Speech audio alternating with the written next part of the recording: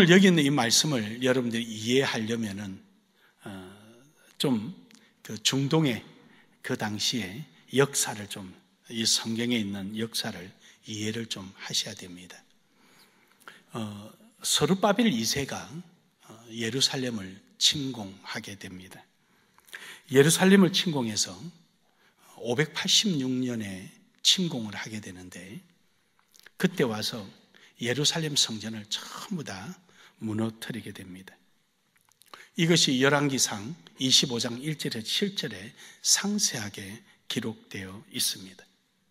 이 느부갓네살 2세가 와서 유대를 짓밟고 예루살렘을 무너뜨리고 이러고 이제 가게 됩니다. 그리고 나서 이들이 전부 다 포로로 잡혀서 바벨론으로 끌려가게 됩니다. 그러다가 70년이 지나고 나서 어느 때가 돼가지고 이들이 이제 학개 선지자와 스룹바벨과 또 대제사장 여호수아의 손에 이끌려서 돌아오게 됩니다. 이들이 이제 돌아오는데 이때가 바로 고레스 왕 시대 때입니다. 바사왕 고레스가 왕권을 잡고 있을 때인데, 이때 이제 이들이 돌아와서 그 성전을 짓게 됩니다.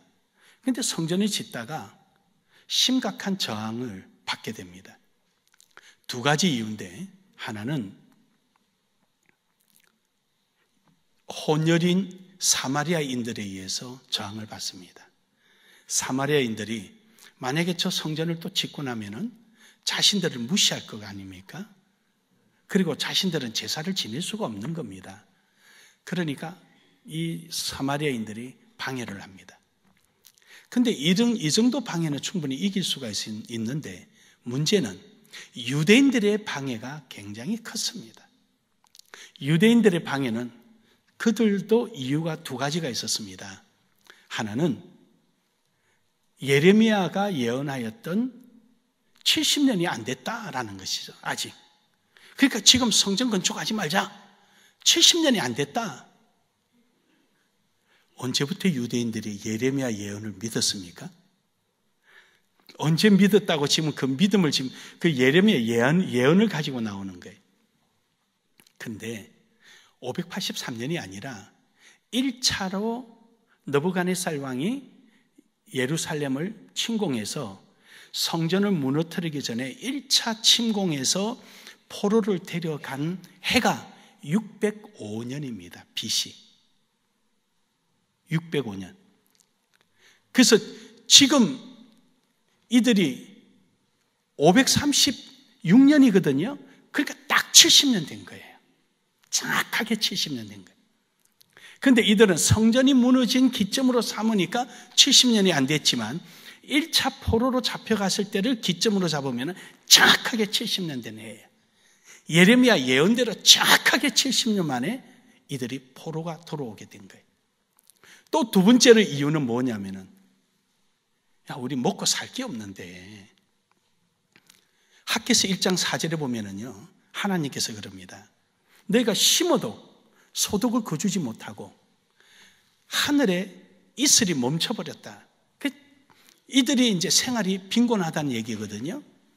그걸 핑계 잡는 거예요. 야, 우리 먹고 살기도 힘들어. 농사 지어도 제대로 소출도 안 되는데 뭘 이걸 하려고 그래. 좀 어느 정도 돈이 되거든 하자. 이렇게 지금 핑계를 대는 거예요.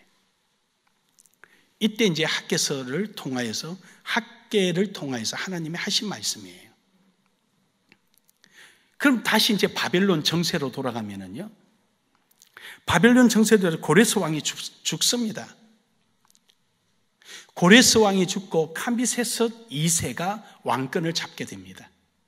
캄비세스 2세가 왕권을 잡고 나니까 그 유대가 시끄럽거든요.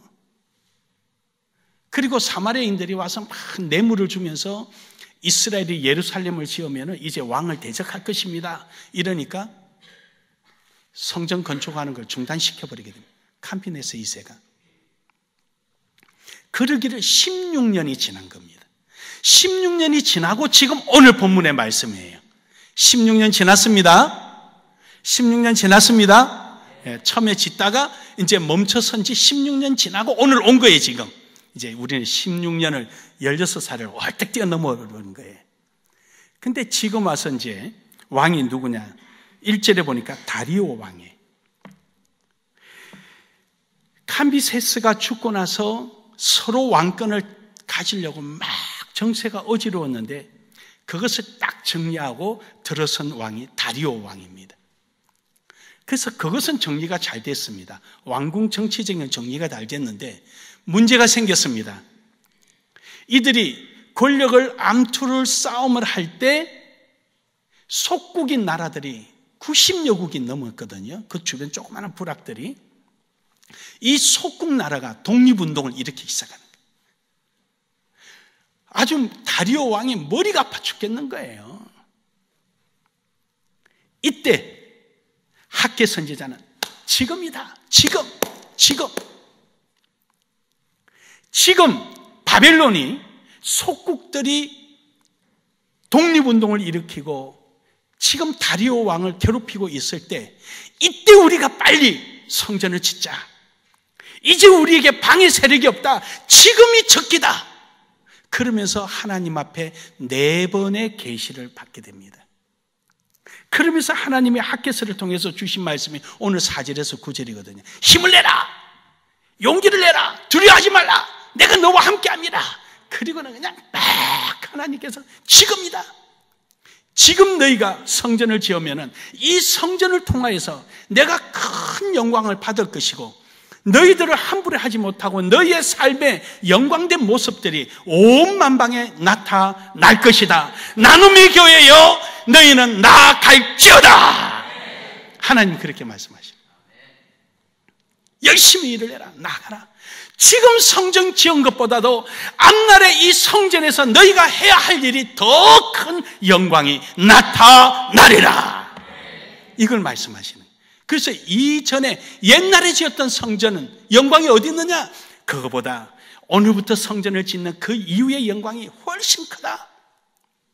그러면서 은도 내 것이요 금도 내 것이라. 은혜의 영광도 내 것이요 금의 영광도 내 것이라. 내가 너희가 하는 일들 모든 일을 통하여 내가 영광 받으리라. 그래하여 여러분을 영광된 성전이라 그러는 거예요. 영광된 성전 되시길 바랍니다. 여러분이 여러분에게 한번 자축정을 해보세요. 나는 영광된 성전이다. 왜 여기는 안 하는 거예요? 여기는 여러분이 영광된 성전이라니까 다시 합니다. 나는 영광된 성전이다. 할렐루야. 네. 그럼 영광된 성전이 되기 위해서는 우리는 뭘 가져야 되느냐? 믿음으로 살아야 하는 겁니다. 오늘 4절에 보니까 하나님께서 이런 말씀하시죠. 그러나 여호와가 이르노라. 스룹바벨아 스스로 굳세게 할지어다. 여호사닥의 아들 대제사장 여호수아야 스스로 굳세게 할지어다. 여호와의 말이냐. 왜 하나님께서 여기를 그러면 백성아 스스로 굳셀지어다. 스룹바벨아 스스로 굳세게 할지어다. 스스로 굳세게 할지어다. 그건 딴 게 아닙니다. 멀리 있는 것이 아닙니다. 하나님께서 일찍이 스룹바벨과 여호수아와 유대 민족에게 주었던 그 믿음이 있었습니다. 만군의 여호와 말입니다. 전지전능하셨던 하나님 말입니다. 오늘 여러분과 저에게 믿음이 있다면 오늘도 우리를 거룩한 전으로 삼아주신 성전으로 삼아주신 우리 주 예수 그리스도의 은혜가 우리와 함께하기 때문입니다. 우리는 이것은 딴 데 있는 것이 아닙니다. 우리 안에 있습니다. 멀리서 어디서 푹 떨어지는 것이 아니라 오늘도 여러분이 이 자리에 나오게 되고 오늘도 여러분 마음속에서 사모하게 되는 바로 그 마음, 그것이 바로 하나님이 이미 주신 믿음입니다. 이 믿음을 굳게 해라. 놓치지 말아라. 잃어버리지 말아라. 우리가 종종 떨어지는 이유는 내 속에 있는 믿음을 잃어버리기 때문에, 우리 속에 믿음을 잃어버리고 내 욕심이 염려, 근심, 걱정이 내 앞을 가로막음으로 인해서 내 마음속에 하나님이 주신 이 거룩한 은혜를 잊어버리고 마는 거예요. 여러분, 믿음을 찾으시길 바랍니다. 여러분 속에 있는 믿음을 통하여 나아가기를 주의 이름으로 축복합니다. 그래서 4절에 보면은 굳세게 하여 일할지어다. 하반절에 그럽니다. 스스로 굳세게 하여 일할지어다. 내가 막혀있는 하늘문을 열어서 이슬을 내려줄 것이며, 비가 오지 않더라도 만나를 내려줄 것이며, 물이 없을지라도 반석을 깨서 물을 내어줄 것이며, 너에게 배가 없더라도 홍해를 갈라놓을 것이며, 할렐루야. 하나님께서 하시겠다는 거예요. 믿으라. 너희 속에 겨자씨 만한 믿음만 있어도 저 산들을 들어 옮길 수가 있다는 거예요. 산은요, 아무리 큰들 생명이 없습니다. 그냥 그대로예요. 그러나 겨자씨는요, 생명이 있어서 이것은 크고 변화가 일어나는 것입니다. 믿음은요, 여러분, 믿음이라는 것은요, 크든 작든 그 믿음은 능력의 씨앗입니다. 하나님의 능력의 씨앗입니다. 믿음을 여러분 마음속에 심기만 하면은, 여러분의 신앙에 심기만 하면은, 여러분이 믿음으로 나아가는 발걸음마다 심기만 하기만 하면은 하나님께서 능력을 역사하십니다. 왜냐? 만군의 여호와입니다. 능치 못할 일이 없으십니다. 믿음입니다. 믿음으로 나아가는 여러분 되기를 주의 이름으로 축복합니다. 두 번째는요, 약속입니다. 약속. 약속으로 신앙의 삶을 살아야 합니다. 오늘 5절에 보니까 이러죠. 너희가 애굽에서 나올 때 내가 너희와 언약한 말과 나의 영이 계속하여 너희 가운데 머물러 있나니 너희는 두려워하지 말지어다. 내가 너희를 애굽에서 데리고 나올 때 어떻게 했냐? 그게 어느 날 갑자기 애굽에 있었느냐? 아니다. 내가 일찍이 아브라함에게 약속을 하였느니라. 그 약속을 이루기 위해서 애굽이라는 인큐베이터를 사용하였을 뿐이다. 너희가 애굽에서 나올 때 아브라함과 약속한 그 약속대로 그대로 이루지 않았느냐? 할렐루야. 그리고 그들 생활 속에 하나님의 영이 함께 하셨어요. 구름 기둥과 불 기둥, 하늘에서 내리는 만나, 반석에서 솟는 물, 홍해를 가르고 요단강을 건너게 하신 역사, 여리고성의 고함 소리에 무너지게 하셨던 그 역사, 그리고 약속된 가나안 땅에 들어가게 하셨던 그 약속 말입니다. 상상이나 했겠습니까? 그러면 누구도 상상 못했습니다. 그러나 하나님의 약속은 반드시 이루어집니다. 하나님의 영이 우리와 함께 하시기 때문에 여러분과 저는 그 약속을 잃어버릴지 몰라도, 세상 사람들은 잊어버릴지 몰라도, 여러분과 제게 속에서 역사하시는 성령의 하나님은 잊지 않고 기억하십니다.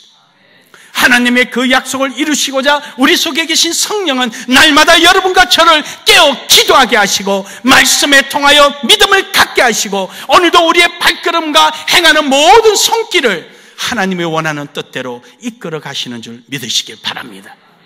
하나님의 약속을 이루기 위해서 말입니다. 우리 나눔의 교회를 어느 날 갑자기 이렇게 온 것은 아닙니다. 제가 목회를 하기 전에, 신학을 가기 전에 하나님께서 제게 주신 약속이 있었습니다. 들을 때는 황당하죠.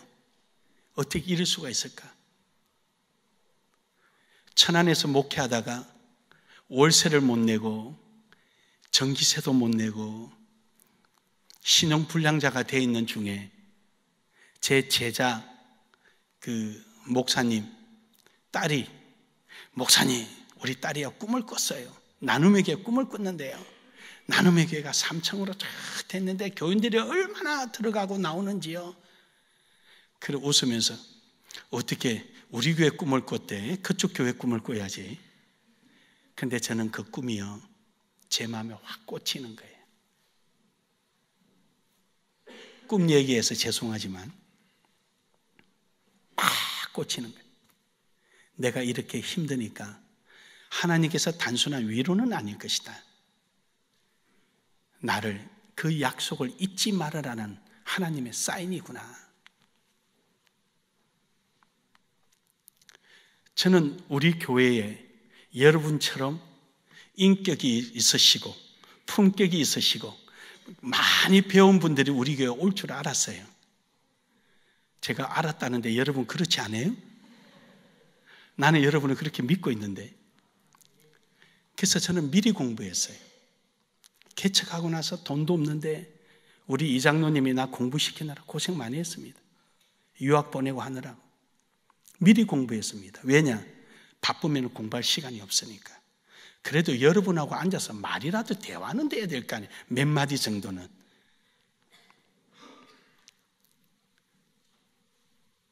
미리 공부했습니다. 그리고 우리 교회에 향한 하나님의 약속을 알고 있었기에 부단히도 준비했습니다. 어느 날 하루아침에 만들어진 게 아닙니다. 우리 총신의 유명한 교수님 김길성 교수라고 계신데 그분이 김 목사님 어째 예배당 꼭대기에 천문대 나올 생각을 했어. 개혁주의 아닙니까 목사님? 교수님이 가르쳐준 개혁주의 아니냐고. 허허 하고 한바탕 웃고 말았어요. 우리 수양관에 1박 2일 수련회 오셨다가. 그래 여러분, 우리 교회는 말로만 하는 것이 아니라 하나님의 약속대로 하나하나 이루어져 가고 있습니다. 5절 말씀을 다시 보시면요, 너희가 애굽에서 나올 때 내가 너희와 언약한 말과 나의 영이 계속하여 너희 가운데 머물러 있나니 너희는 두려워하지 말라. 애굽에서 건져냈던 아브람과의 그 언약이 애굽에서 건져냄으로 너희에게 확인시켜 주었고, 너희들과 함께하였던 하나님의 영이 지금도 함께하느니라. 너희가 어떻게 해서 바벨론에서 나올 수 있었느냐? 애굽에서 있을 때처럼 너희들이 무슨 칼이나 창이나 이런 거 애굽에서 썼느냐? 안 쓴 것처럼 바벨론도 여러분 너희들이 칼과 창 없이 하나님의 영이 약속대로 너희를 인도해내느니라. 바로 예레미야가 약속하셨던 70년 후에 나온다는 그 약속을 오늘 이루고 있느니라. 두려워하지 말라. 할렐루야. 우리 나눔의 교회를 한국의 모델 교회가 되게 만들 거라고 하나님이 약속하셨거든요. 첫 예배할 때부터 제가 그렇게 강조했습니다. 우리 교회가 조그만하고 시골에 앉아 있어도 한국의 모델 교회가 될 것이다. 두고 봐라. 할렐루야.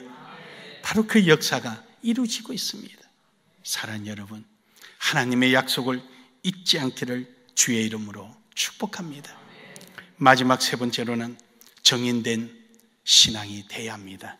오늘 7절에 보니까 또한 모든 나라를 진동시킬 것이며 모든 나라의 보배가 이르리니 내가 이 성전의 영광이 충만하게 하리라. 만군의 여호와의 말이니라. 여기서 보배라는 것은요, 많은 사모하는 것, 사람들이 막 사모하는 거, 저거 좀 가졌으면 좋겠다 이런 마음.